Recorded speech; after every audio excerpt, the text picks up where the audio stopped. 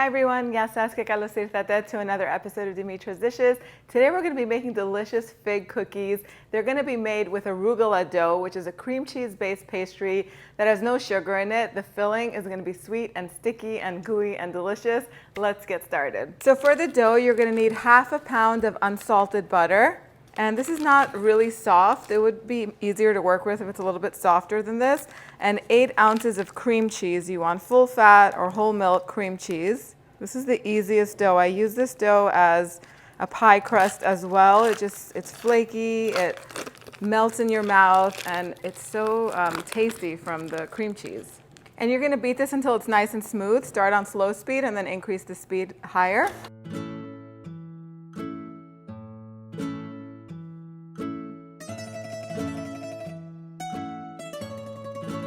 And then I have 2 cups of all-purpose flour. I'm going to add it in two or three batches just until it's combined.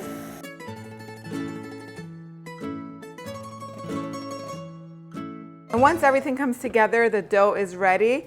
Just take it out of the mixing bowl, roll it into a ball, cover it with a kitchen towel or some plastic wrap, and let it rest for like 20 minutes while you make the filling for the cookies. You can also make this dough ahead of time and keep it frozen, and just thaw it out right before you're ready to use it, or you can make it in the morning and keep it in the refrigerator. It's up to you. Okay, so for the filling, you're going to use dried figs. So I like to buy this Dimitra figs. Those are Greek figs. They tend to be really juicy and still pretty moist. I like to cut off the tips. And then since we're going to be using a food processor anyway, you can pass these through a food processor until they're finely chopped, or you could do it yourself by hand with a knife, a sharp knife. Just roughly chop them. They're going to go back into the food processor later on.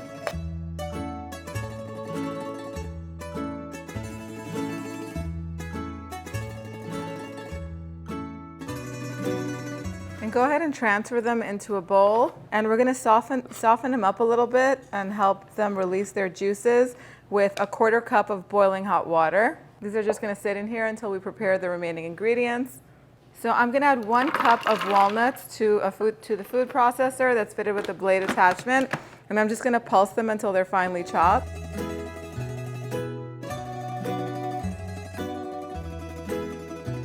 Next, I'm going to add the figs with the water, a teaspoon of ground cinnamon, and I like to add a heaping teaspoon because I love the flavor of cinnamon.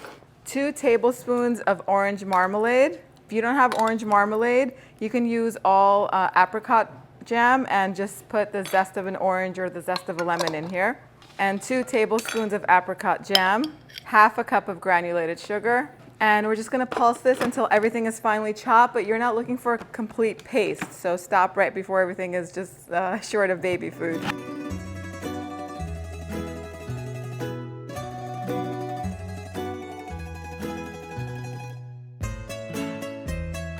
And I'm just going to transfer it back into the bowl because it's going to be so much easier to work with when the filling is in the bowl rather than it, being obstructed by the blade that's in here.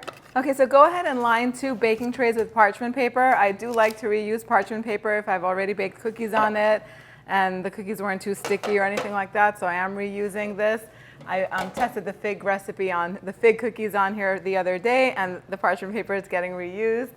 Okay, so now we're going to cut the dough into 24 pieces. First, we're going to cut it into 4.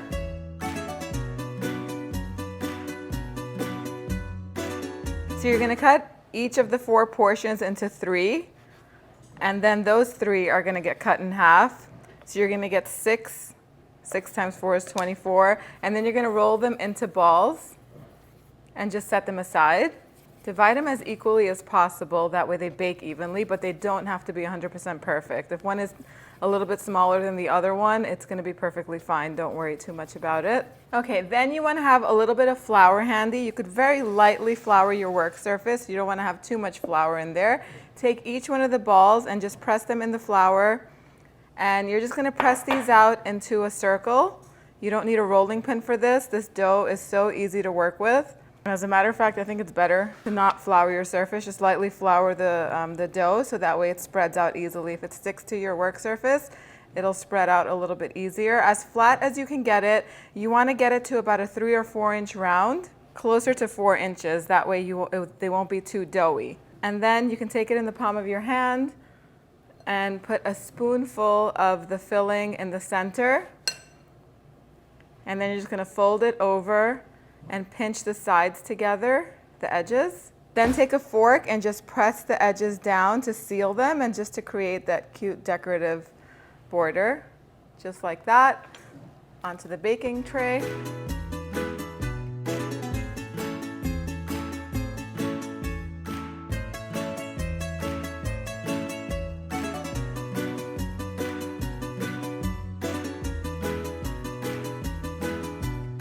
So once you make all of the pies, you can definitely bake them at the same time. Make sure that the oven is preheated to 350 degrees Fahrenheit, and you can just bake them for about 25 minutes or until they're lightly golden. You don't want to overbake them because then the pastry dough tends to dry out a little bit.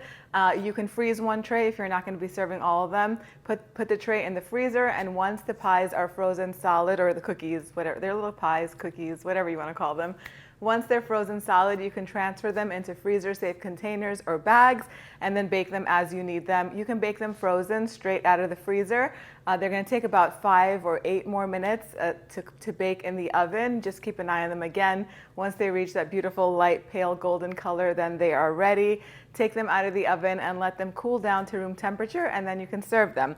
Now, if you want to make these vegan, or dairy-free, you can definitely use puff pastry that's made with a vegan alternative, not a butter, or you could use phyllo pastry for this and then brush them with olive oil or a non-dairy butter alternative. I really don't use them, so I don't know what's out there. Let me know what you use in the comment section down below so that way other people can use them if they want to give them a try. There are so many ways to make these. I'm going to leave it up to you. Let me know how you're making it in the comment section, but if you do eat cream cheese and butter, give it a try because they're so good. It's time for the taste test.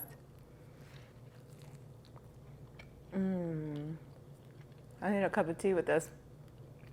I need a cup of coffee with this. The pastry is so flaky. Actually, this is the pastry that I use anytime I'm making a pie crust. So easy to put together, no messing around with the right temperature of the butter and adding ice and all that stuff. It's flaky and it's tender, not too sweet. The filling is just perfectly sweet, sticky because of the figs. So delicious. I think you guys are going to love it. If you want to print out the recipe, head on over to the website, dimitrasdishes.com. Let me know what you guys think in the comment section down below. And if you want to learn how to make Greek coffee to serve with this, click over here and I will see you right over there. Yes, Sas?